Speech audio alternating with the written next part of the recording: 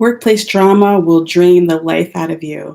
And a lot of mid career professional women find themselves caught up in a lot of drama at work, not through any fault of their own, but because of the systems that they work within. So, if that sounds like something you're experiencing, you're dealing with a lot of workplace drama, you're in the right place. I'm glad you're here. Hi, I'm Trina Parham, and I'm a leadership coach, and I help mid career professional women who are at a crossroads in their career to find a path forward that really does work for them. And so, if that sounds like you, you're in the right place.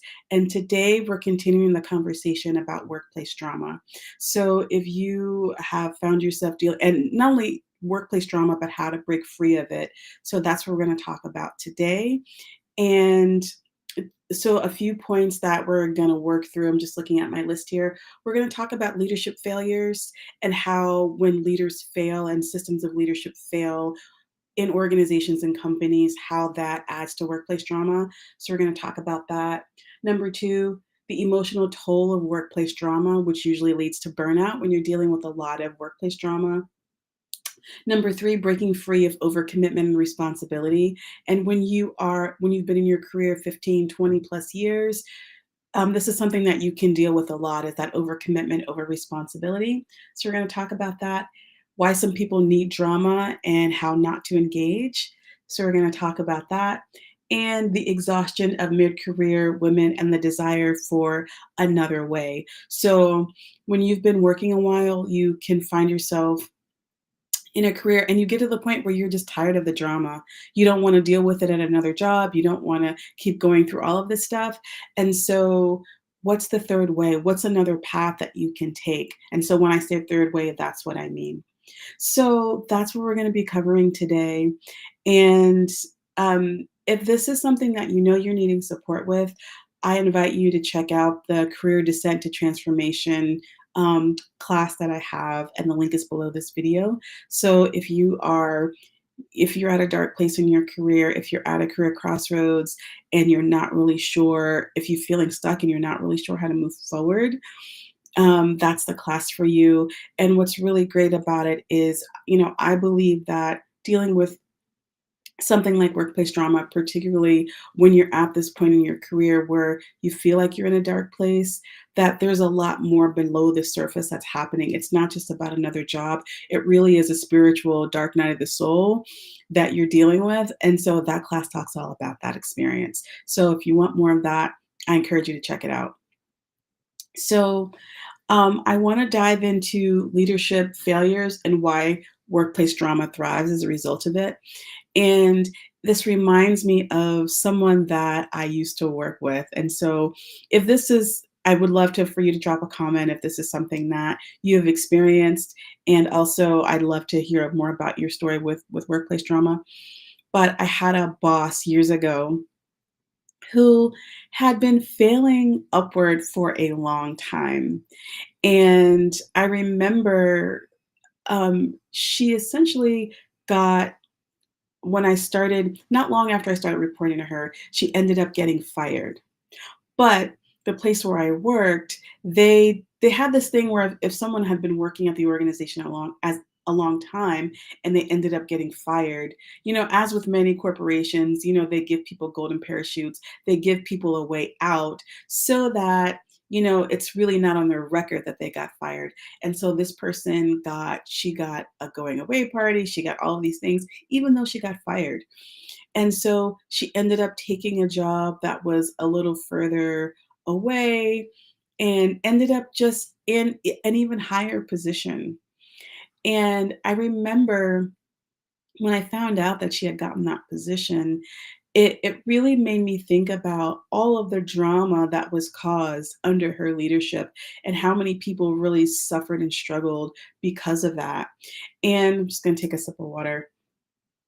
Mm. So, what happens with a lot of leaders and organizations, and this might have happened to you, is that so many people are poorly trained. They're poorly trained as leaders and they have no accountability. And it really makes you think, like, what makes them, keep this person on? It could be because they really like the person, or the person will do whatever they say, do their bidding, doesn't do a lot of pushback, even if the person's not doing a lot of work. And when you work with someone that has no training as a leader or isn't accountable for anything, they really are the ones that create such a horrible place to work. And it really is like a petri dish for workplace drama. It's a place where workplace drama can really thrive. And so um, I think that leaders who, and so it ends up putting people in a position where they have to take on tasks and do things that really aren't their responsibility. And when this person essentially has no control over anything that's happening. And so I would encourage you to think about where are you taking on responsibilities that aren't actually yours. So whether you're the leader in this scenario or you're on this person's team, that's the kind of question that you have to begin to ask yourself. And I think what happens under poor leadership is you become the person that has to hold it all together.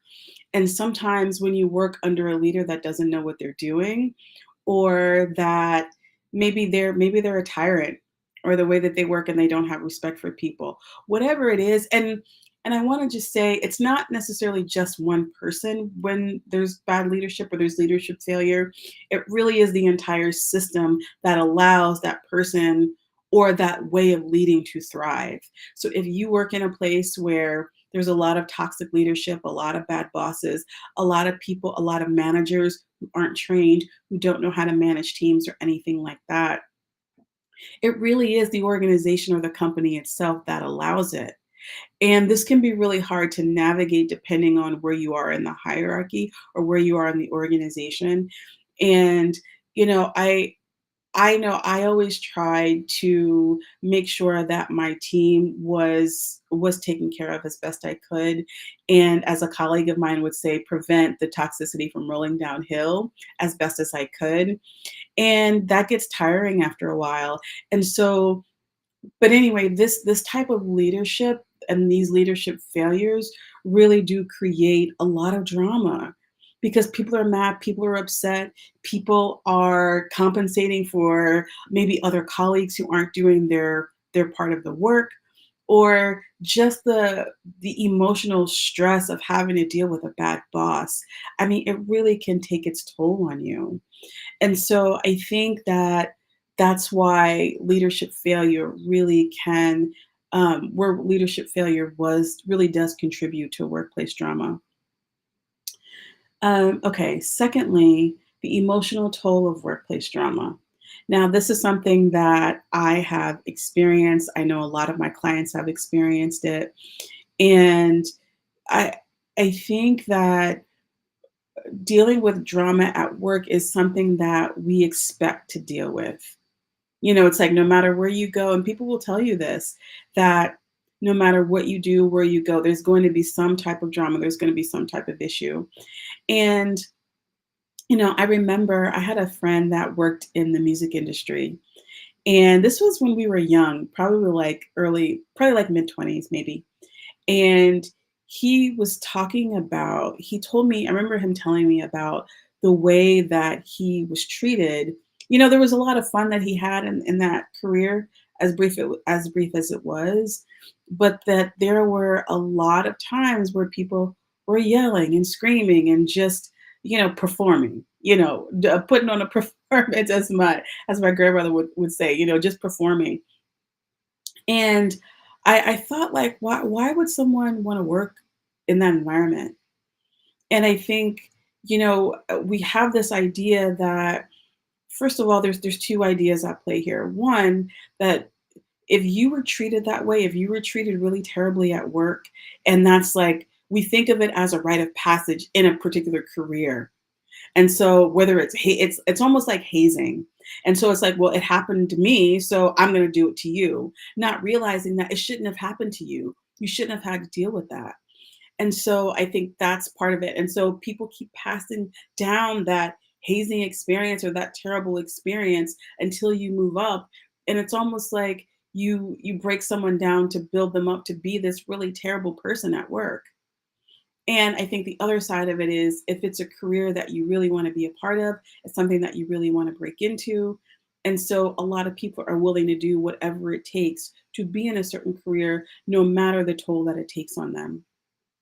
And it really does though wear you down after a while. And I don't see how people last in environments where you're treated horribly or you are talked to horribly.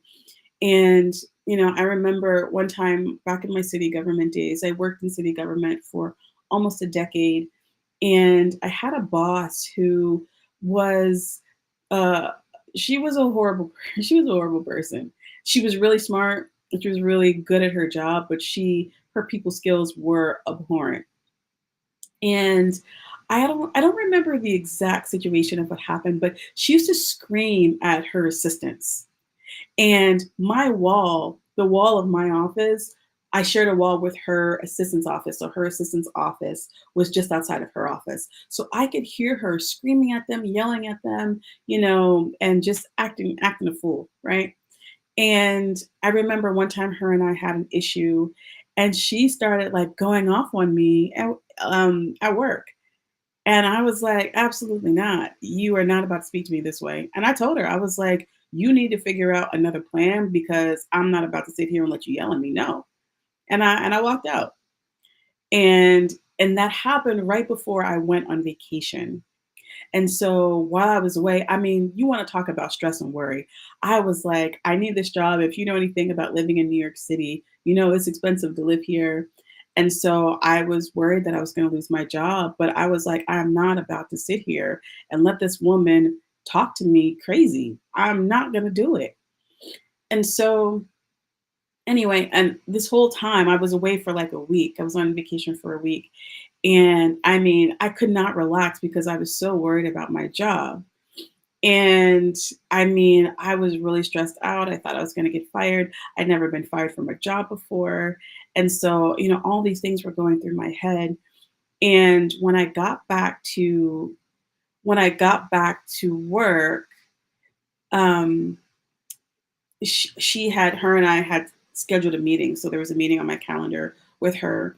And when I got in her office, she said that she apologized and she said that my behavior was grotesque. That was the word that she used. I will never forget that. And so, we hashed it out, and I thought, okay, this is good. Like she's backing off of me and I can get back to, what I was doing. And my body and my, all of the anxiety and stress really drained out of me. I was able to relax and get back to work. But I mean, it really took a toll on me. And what excuse me, what was so funny, let's take some water. What was really funny, not really funny, but sad, is after that interaction that she had with me, she kept doing it. She still kept screaming at her staff, at her assistants. She still was treating people that way. She just didn't do it to me anymore. And I was thinking to myself, like, she learned absolutely nothing in that scenario. But more importantly was that took a real toll on me. And I don't know about you if you found yourself in situations where, you have an interaction with somebody and it creates so much tension, stress, and worry. And I think this is the crux of the problem with workplace drama.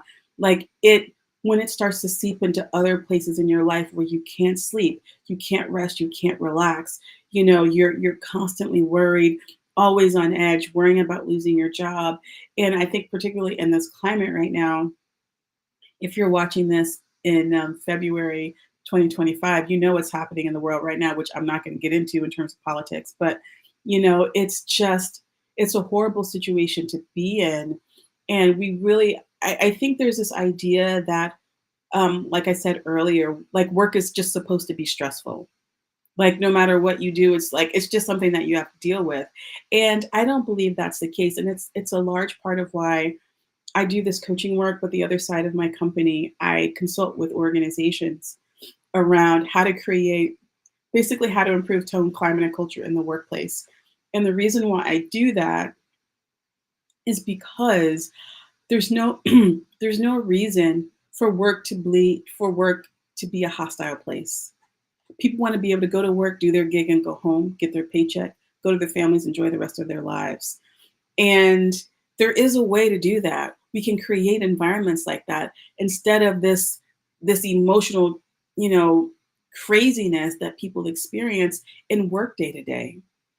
And so what I invite you to ask yourself around this issue around is work around the emotional toll of workplace drama is, where are you spending energy fighting battles that aren't worth it?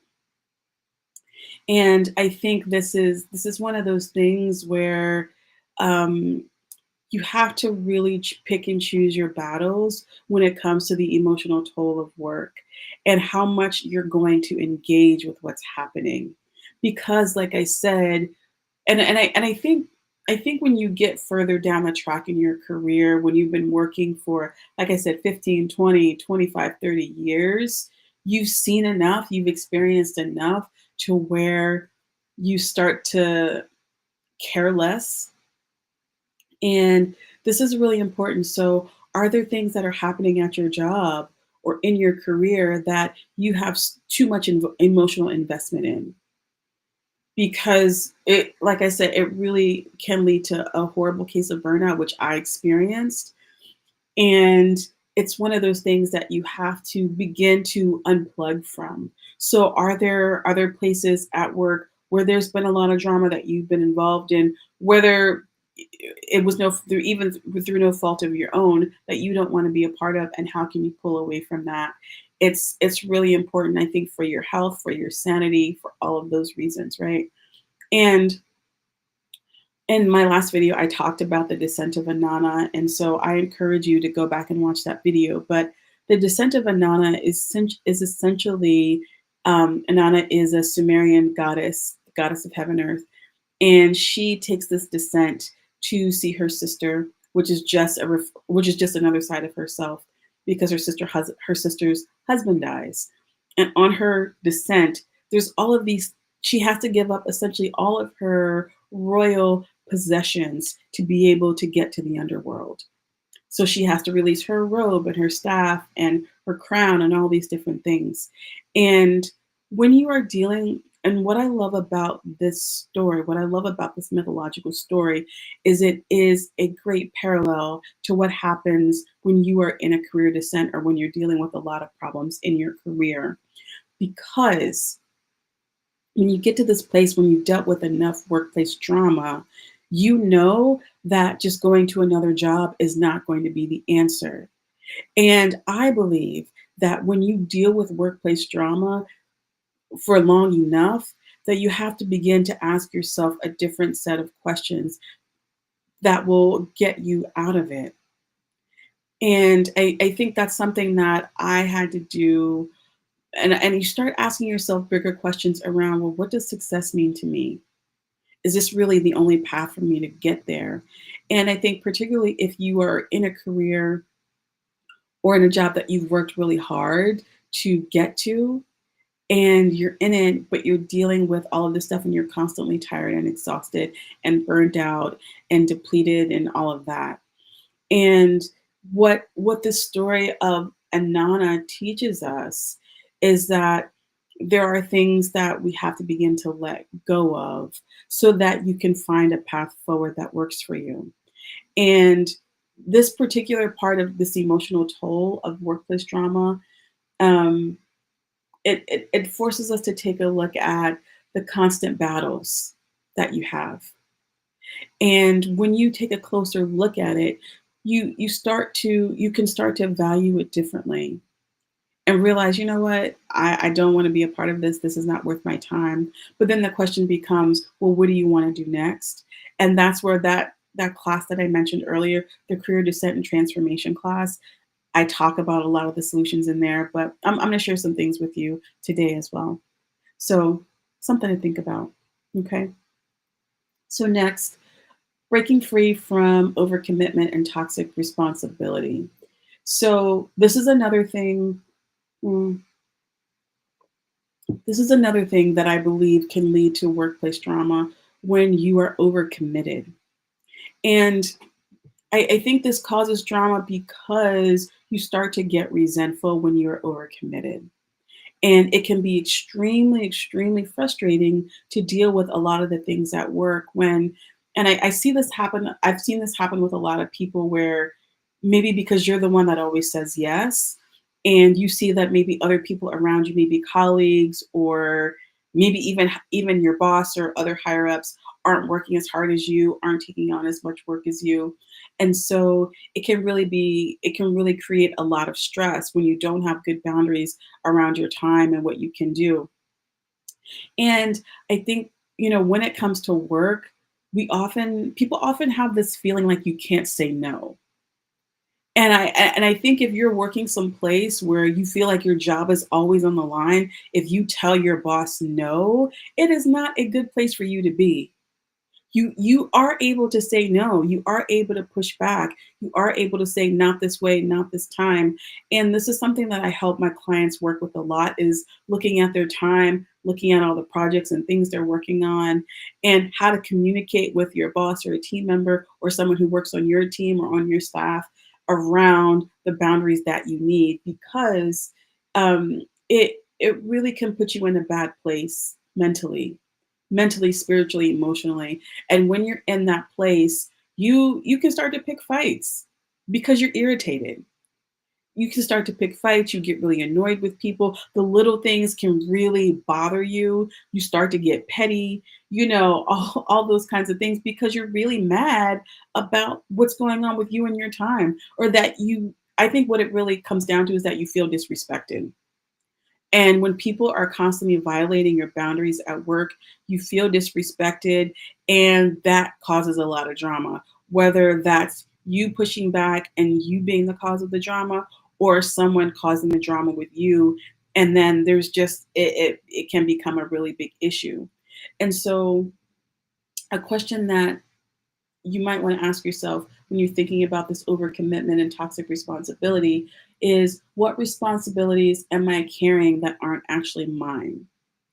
So, sorry, I'm gonna have a really sore throat.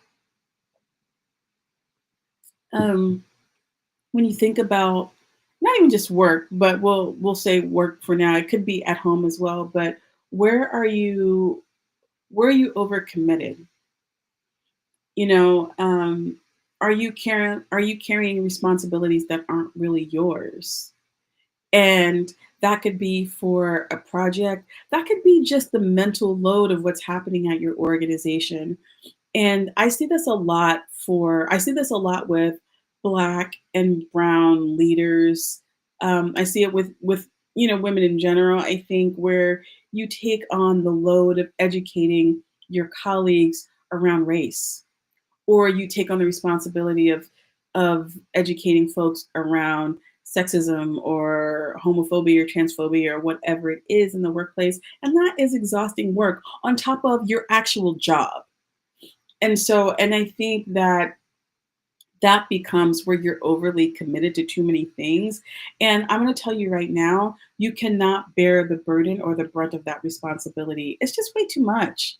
It's way too much to take that on.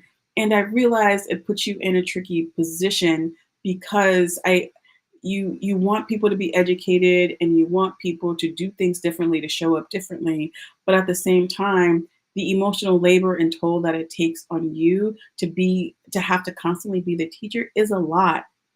And that breeds a lot of drama at work when you're constantly that person, because then you become the one that everyone either turns to when there's a race problem, or they look to you to see what you're going to say or how you're going to react or how you're going to respond. And so I think if you're that person, if you're that Black or brown leader or person who is dealing with, the one that is the face of the race issue at work or whatever, that you pick and choose those battles. And I realize that's difficult because you need to preserve your own sanity. And some people aren't going to learn and they aren't going to change because they don't want to change. They don't want to do anything differently. They don't want to change. They don't want to change the way things operate. And so I think it's really important to know that and to pick and choose when you're going to educate, when you won't, when you're just gonna, do your job and keep it moving. I mean, it's like I said, it's not an easy thing to do. Um, it's not easy, but I do think that I do think that it is something that can really just is just really can be a hassle. So, I didn't realize I had to change the screen there. Anyway, continuing. So that's I think about where you're overcommitted at work, and also I think thinking about where you're overcommitted at home, because a lot of times whatever you have going on at home, it seeps into work. And I think sometimes we have this idea in our heads that, you can just turn work off once you get into it. Some people are good at that. Some people are able to compartmentalize. Some people are able to compartmentalize when they get to work, but a lot of people aren't. So if you have an argument with your spouse or significant other, or you've had an issue with one of your kids, or you've got a sick parent or something like that, and if you feel overcommitted in those ways, it can really be difficult to deal with. And you bring it to work, and then all of a sudden, you're short with people and it can cause an issue. So that's something to look out for as well. Okay. Um, why some people need drama and why you don't have to engage. So, conflict is a form of validation. And so, if there's drama, people feel important. And I think a lot there are some people who, when they find themselves at the center of drama or the mess, they really get off on it. They really do. They like being in the center of it. It gives them, even if it's negative attention, it's sort of like it's like some attention, getting attention is better than no attention, whether it's positive or negative. And a lot of people thrive on that. And I think that you have to remember that you have the power to disengage from it. And I think there are specific tools and techniques that you can use, and this is a lot of work that I deal with clients. I like to dig in to specific scenarios and situations to help navigate it, because it makes this a lot clearer. But, I think having a colleague who I remember I had a client, a couple years back, who had an issue with a colleague, and it was just like all this drama going on in over email. And because they worked remotely, they were working remotely, and I was just like, this is ridiculous. And so part of my work with her was helping her figure out, the strategy, what to say, how to get the boss involved, the meeting that she needed to have, and all of that stuff. But it was clear in that situation that this woman was losing some kind of power, but she also, kept stirring things up. And I think people like that have to have a very hard boundary. You have to tell people no.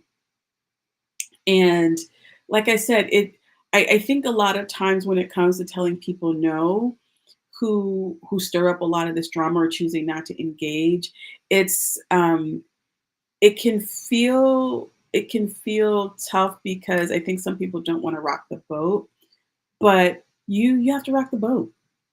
Sometimes you have to rock the boat so that things can improve, so that things can get better. Maybe this person needs to be fired. Who knows? I don't know. But I think you have to let go of this idea that you're going to be the one to keep the peace, even though you're seething on the inside.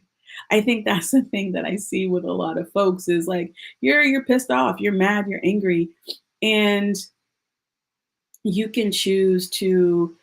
I think you choose not engage by having really good boundaries and saying no around certain things, and getting really clear on, people hate this. A lot of times people hate this, but it's important. But it really does work. Is being clear about what your job parameters are and job description, and staying on top of what you're supposed to do. And so when you do that, um, it really makes the conversation around saying no a lot easier. And I think if you feel like, you're not doing enough or you're behind or there's something about your work that's not great, I think that prevents a lot of people from pushing back and pushing back against someone who causes a lot of drama. Um, but I want to encourage you to ask yourself, what happens when you refuse to engage in unnecessary drama?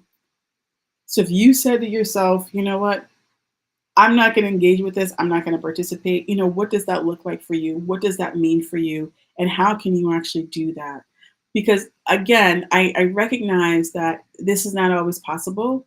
Sometimes drama just finds you for so many reasons because it's it's in the culture, right? It's in the way the organization is led, structured, set up, all of those things. If you're experiencing a lot of drama, and it could just be maybe it's a small thing on your team, but in the ways that you can, if you were to do an audit of yourself, how you work, all of that, are there places where you can disengage?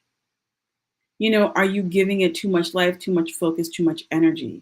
Because if you are, and that's the other thing, is that part of the issue with workplace drama is you give it so much of your focus and your energy.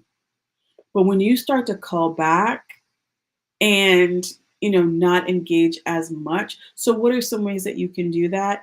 It might mean having less social conversations with people at work. This isn't always the easiest thing to do, or staying away from certain topics, or staying away from certain people, only engaging when necessary, things like that.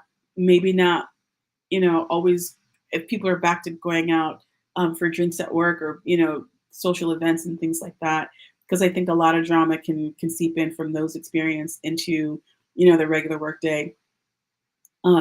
But picking and choosing your battles, again, I think that's the name of the game, and preserving your energy. Preserving your energy is really important when it comes to dealing with workplace drama, and just telling yourself, like, I'm not doing it. I'm not going to be a part of this. I don't want to be involved in this. And preserving yourself so that you don't end up burned out, frustrated, or to the point where you just can't take it anymore. Okay. And lastly, I want to talk about the exhaustion of mid career professional women and the desire for a third way. So, this is something I've been thinking a lot about, not only for my clients, but for myself as well. And because here's the thing about the drama at work. As I said before, I think this is a part of how so many organizations and companies function. And when you get to the point in your career where you're at a career crossroads, you're in a dark place in your career, you're ready to move on, you feel stuck. You get to the place where you're tired of it. And I know I certainly did. And so, look, my path led me to taking a year-long career break, and then, starting my coaching and consulting company. And I think when I say third way, and this is a conversation I've been having with a lot of people more and more, is what does it mean to not participate in these systems? Because like I said, it workplace drama, I know it can be something really small and petty, but it could also lead to something big where you've got EEOC and lawyers involved, and some people get hospitalized because of the stress. I mean, it can get really bad, right? And so I think when you're in this place in your career and you're asking yourself these questions and you're feeling stuck, you know, you you want to find another path forward. And I think what I've been hearing in my conversations with people, and what some of these third paths are looking like, are people who are moving abroad, looking for remote jobs, retiring early, and retiring in a place where they can live on less, figuring out ways to make your money work for you. Um, redefining what success means to you and how much you need to work, how much responsibility you actually need and want to have in a job. Maybe you're not in the right vehicle for the impact you want to make. Maybe you're a content expert in some way. Maybe you're in an industry that you really love, but you're not in the right place or doing the right version of your thing. And so I don't this is one of the things that I don't have a clear answer to. Like I said, if I had a research question, this would be it. Helping bring minds together to figure out the third way. Because I think that so much about work and the workplace is broken. And it's hard because I know that, look, everyone is not meant to be an entrepreneur, which is why I call it the third way. Because it's like you don't want to be in a traditional 9 to 5, but entrepreneurship might not necessarily be the path for you because entrepreneurship is challenging in its own way, and it's not something that everyone is suited for. And so, because of that, it's like, what is this middle path? What is this middle path that folks can take who are tired of the traditional 9 to 5 and the way, and it's less about the 9 to 5 and more about the dynamics of a workplace. Because I think, when you're young in your career, or I feel like you have a lot more energy to push back and to deal with things that are challenging, and to deal with the drama and to deal with the toxic boss and the annoying colleagues and the back and forth, the constant back and forth, and the all the issues. You have more energy for that. And then I think at some point you get tired. You get really tired, and you know that because of the way that work is set up, in the United States at least, that it will be really difficult for you to go someplace else that those issues aren't going to exist. And I think that if you've dealt with a lot of drama at work, the smallest thing can trigger you in a new place, you know? And so, and it's almost like you get triggered. Is That's the word I'm looking for. You get triggered. Like something so small can happen at a new job, but it brings back that really horrible situation you had 5 years ago that you haven't quite worked through or dealt with or whatever. And so I would love to know your thoughts about this third way, this third path forward for mid-career women who, are tired of the drama. And because I think that there's drama everywhere you go, more extreme in some places than others. And look, people have to work, people have to eat and do all of that, which I get. And so, and that's part of why I like having these conversations, at least so you know how you can protect yourself and not engage with the drama while you're there, while you're in a workplace. Um, but what is what are the other options out there? What are people doing? Are people going to work on alpaca farms? Are people, reducing their life? I saw a really cool video of a woman who bought a tiny house, and I just think this is the moment to be figuring out other pathways. And I'm I'm getting more and more in community with other folks who are thinking this way.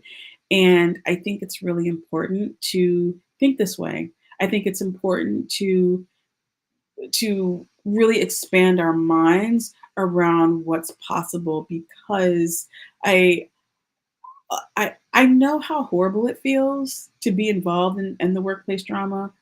I know the toll that it can take on you mentally, spiritually, physically. It really can run you into the ground in the worst way. And after I had a really bad burnout experience, I'll make another video about that later. But it really did a number on me in many ways. And it took me a long time to get through and work through what happened to me at my last job. And I'm someone who has good boundaries. I'm someone who pushes back, who was, has a very strong personality. And so I I think that because I understand it so well, I really believe in the importance of this third way. Excuse me.